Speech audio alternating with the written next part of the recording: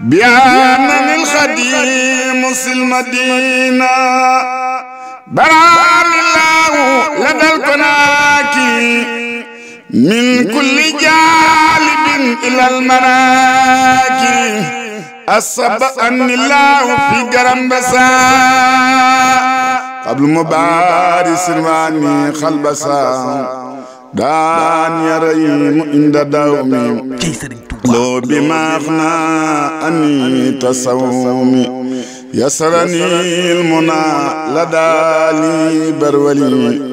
من خادني ما خاب أن. asalaamaaleykum wa rahmatullahi taala wa barakaatu mbokk yi ñu ngi leen di siyaar bu wér a wér di nuyu bépp murit waaye di nuyu bépp taalibe di ñaanal Serigne Mouhamadul Mountakha Mbacké al xalifatul xam di tarixal muridiya sunu borom yàggal ko fi lool waaye noonu la ñuy siyaaree Serigne Modou Mbenda Fall xalifa Baye Fall di nuyu ñëpp di siyaar ñëpp mbokk yi tey bu la ma gisee maa ngi fii ci Touba Mbacké nekk rawatina rek ci jumaay Touba waaye plus précisément ñu ngi fii ci Daara Kamil nekk la grande bibliothèque de Serigne Touba di fa amal màggal gu mag tey mu nekk 17 safar macha allah ñuy wàcc suba jàmm mu nekk 18 safar kon di sant yàlla bu baax a baax waaye di sant Serigne Touba Cheikh Ahmadou Bamba Khadim Rasoul moom mi ñu taw féexal ñu ñëw dëkkam bu tedd bii kon boog mbokk yi comme ni ñu koy defee saa su nekk ndax Serigne Touba dama naan méga murid la waaye Serigne Touba coobarey suñu borom la kon boog ñun murid war a rawatina ñun julli ñëpp war nañoo santaat bu baax a baax Serigne Touba Cheikh Ahmadou Bamba Khadim Rasoul kon boog mbokk yi dañuy mu nekk màggal Touba rek mu nekk bis boo xam ne c'est un journée très historique macha allah comme ni ñu ko defee saa su nekk ndax dama naan le 10 août 1895 ba ko Touba bi jëlee Mbacké Bari di ko yóbbu ci tukkeem bu sori ba mu metti woon trop waaye Serigne Touba xam ne bu demee dala dikkaat moo tax mu ni xarati yow ma sabti samini xasar li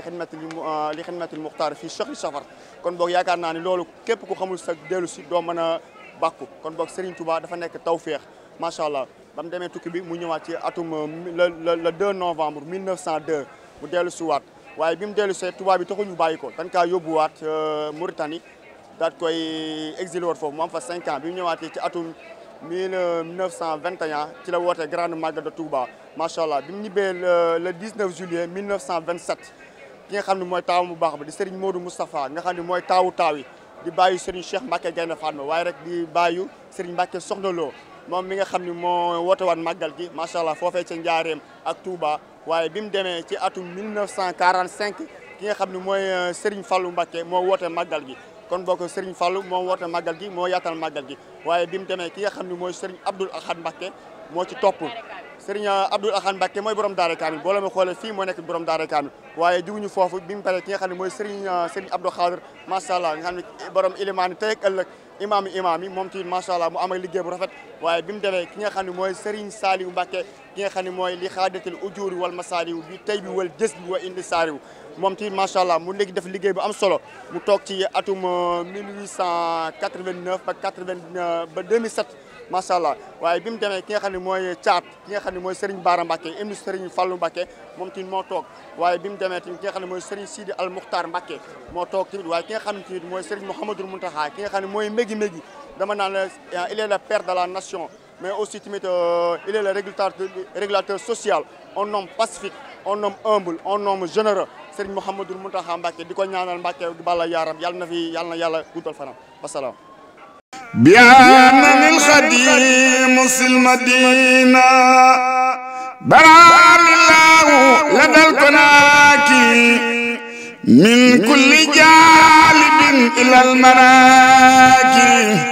أصب أن الله في قرم بسا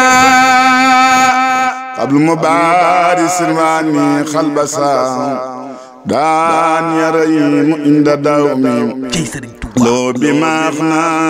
أني تصومي يسرني المنى